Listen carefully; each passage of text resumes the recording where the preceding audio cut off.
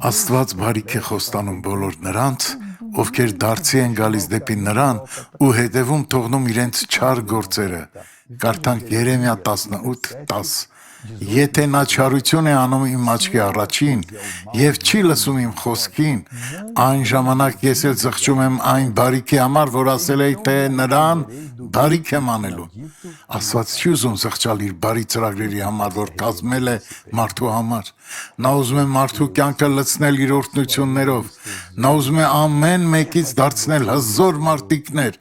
Այո, կլինեն մարդիկ, որ այս ծրագիրը կմերժեն, բայց դուք մի մերժեք, որ փրկվեք դուք եւ ձեր տունը։ Դիտենք այս վկայությունը։ Մինչ վիճակս կդառնար անկողնային, բժիշկն ինձ այս դեղն էր նշանակել։ Իսկ հիմա ո՞նց եք։ Հիմա լավ եմ, փառք Աստծուն, արդեն կարողանում եմ կռանալ։ Իսկ եթե հանկարծ նորից նույն ցավերը զգաք, ասեք, հեռացիր, քանի որ ես չեմ ընդունում քեզ, այսքանը։ Աղոթենք։ Հայր, ես աղոթում եմ Հիսուսի անունով եւ օրհնում այս մարդկանց, որ ինձ հետ աղոթում են։ Վռնդում եմ չարի ազդեցություն այս մարդկանց կյանքից։ Ես ասում եմ, չար, հեռացիր ու այլևս չվերադառնաս